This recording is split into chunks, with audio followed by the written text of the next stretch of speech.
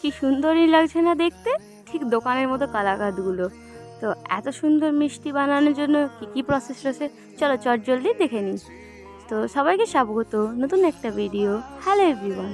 তো আগের দিন তো দেখেছিলে যে আমি একটা আমার যে ছানা ছিল যেটাকে দুটো ভাগে ভাগ করে নিয়েছি।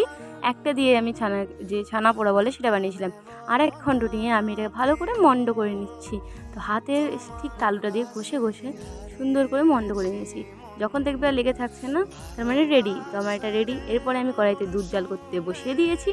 দুধ জাল হয়ে আসলে আমি এর মধ্যে এলাচগুলো দিয়ে দেবো। এলাচটাকে আমি গুঁড়ো করে নিয়েছি, তো দিয়ে দিলাম। সুন্দর করে দুধটাকে জাল করে নেবো। এরপরে এর মধ্যে দিয়ে দেবো পরিমাণ মতো চিনি। আমি 5 চামচ মতো চিনি দিয়েছি।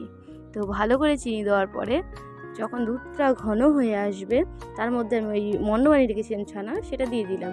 তো এবার এটাকে দিয়ে ভালো করে সেটা মিক্স করে নেব, সুন্দর করে মিক্স করে নেব। তো আগের যে মিষ্টিটা তোমাদের দেখিয়েছিলাম, তোমাদের কেমন লেগেছে? অনেকেই রেসপন্স করেছে, তার জন্য অনেক অনেক থ্যাংক ইউ। আর যারা কমেন্ট করছো তাদের আমাদের তরফ থেকে অনেক অনেক ভালোবাসা। আমি ঠিক করেছি এরপরে ভিডিওতে যারা কমেন্ট করবে তাদের নামগুলো নেব। তো এরপরে দেখতে পাচ্ছ যে মিষ্টিটা কী হয়েছে, সুন্দর করে যখন দেখবে যে আস্তে আস্তে এটা শুকোতে থাকবে একটু, যখন দেখবে যে আর নিচে লেগে থাকছে না কড়াই, তার মানে এটা প্রায় রেডি হয়ে এসেছে। তো দেখতে পাচ্ছ ভালো করে নাড়তে থাকবে এই পর্যায়ে, না হলে তো নিচে লেগে যাবে। তো ভালো করে নিয়ে নিয়েছি। তো দেখতে পাচ্ছ পুরো ড্রাই হয়ে গেছে। তো সেমভাবে আমি এই যে টিফিন বাটিটা নিয়েছি, ওর মধ্যে ঘি দিয়ে দিয়েছি, তারপরে একটা পেপার দিয়ে দিয়েছি বাটা পেপার বানানোর জন্য। তো এরপরে আমি হাত খুন্তিটা দিয়ে ভালো করে এটাকে চারিদিকে সেপারেট করে দেবো। এটাকে সুন্দর করে দিয়ে তো সুন্দর করে একটা শেপ করে নেব। এরপরে আমি এর উপর দিয়ে একটা কাগজ দিয়ে দেবো যে পারফেক্ট শেপের জন্য। তো এরপরে আমি এটাকে টিফিন বাটিটাকে ঢেকে রেখে দেবো। তো চলো এবার এটাকে ঢেকে রেস্টে রাখা যাক। তোমরা এটা ফ্রিজে রেখে দেবে যতক্ষণ না ভালো মতো জমে যায়, আর নয়তো নর্মাল জায়গায় রাখতে পারো। তো ঢেকে যাওয়ার পরে খুলে ফেললাম, দেখো কত সুন্দরভাবে জমে গেছে।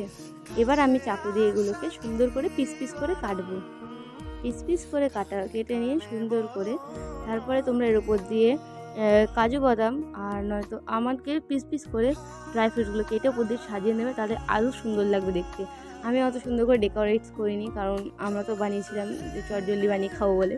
তো আর ডেকোরেট করা সুন্দর করে সাজানো হয়নি। তো দেখতে পাচ্ছ কত সুন্দরভাবে জমেছে মিষ্টিটা। তো এবার আমি এগুলোকে তুলে সুন্দর করে প্লেটে সাজিয়ে নিয়েছি। তো দেখতেই পেয়েছো কত সুন্দর করে কেটে নিয়েছি। তো তোমাদের কেমন লাগলো অবশ্যই কমেন্ট করে জানাবে। আর সকলে ভালো থাকবে। Tata, bye bye.